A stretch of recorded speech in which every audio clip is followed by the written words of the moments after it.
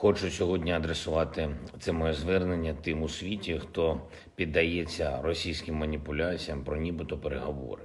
Про те, що нібито тільки переговори можуть завершити цю жорстоку російську терористичну війну. Чи хоче держава-терорист миру? Очевидно, що ні. Вона це доводить щодня і щоночі. Запоріжжя – одне з українських міст, проти якого Росія спрямовує свій ракетний терор. Цієї ночі внаслідок російських ударів по звичайних житлових будинках у Запоріжжі загинули щонайменше 14 людей. На жаль, це число може зрости. Розбір завалів досі триває. Більше 70 людей поранені, серед них 11 дітей. Усім їм надається належна допомога, сотні сімей залишились без житла.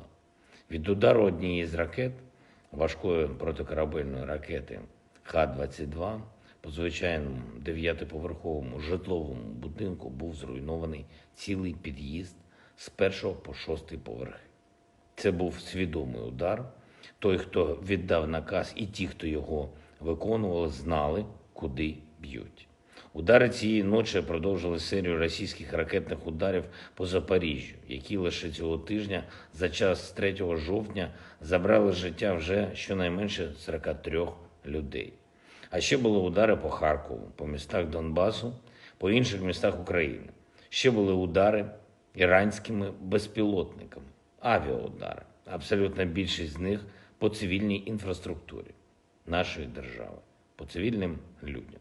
Коли хтось хоче переговорів, він такого не робить, а коли хтось терорист, він робить саме так. Чи дійсно переговори допомагають подолати терор? Зараз усім треба чесно дати собі відповідь на це запитання. Терористів знешкоджують. Терор – це злочин, за який має бути покарання. Терор на державному рівні – це один з найбільш жахливих міжнародних злочинів, який загрожує не тільки комусь одному у світі, а й усій міжнародній спільноті. Якщо терор залишиться непокараним, якщо терористу вдасться залякати настільки, що хтось у світі хоче просто погодитись, заплющити очі на терор, то саме це і буде програшем. Програшем свободи, програшем людяності і програшем демократії. Саме цього так хоче Росія. Саме для цього їй і потрібен увесь цей терор. Від ракетних ударів до глобальних криз, які спровоковані державою-терористом.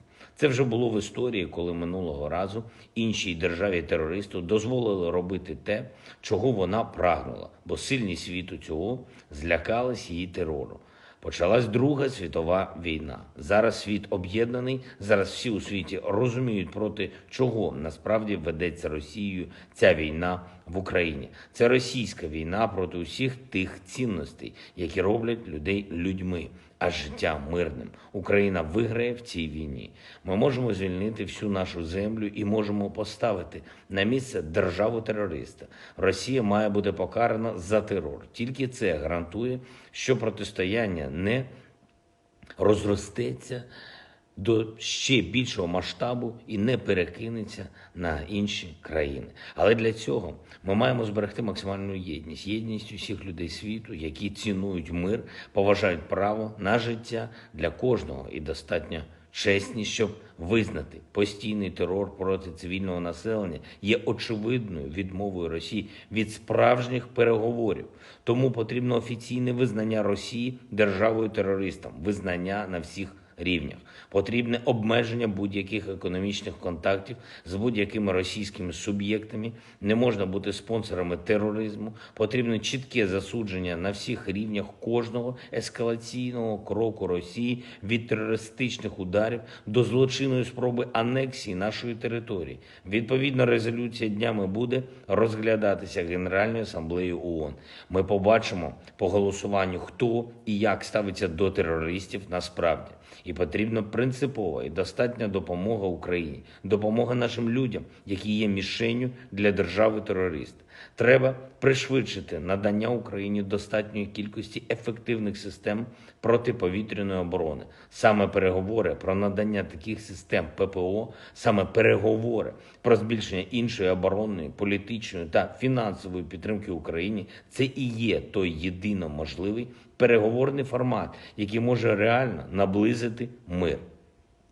Я дякую всім, хто допомагає нам протистояти терору. Дякую всім, хто воює і працює заради повернення Україні миру і кожному українцю гарантій права на життя і безпеку.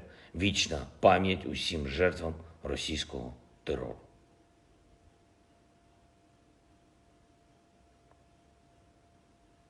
Слава Україні! Підписуйтесь на канал, і у вас завжди будуть свіжі новини.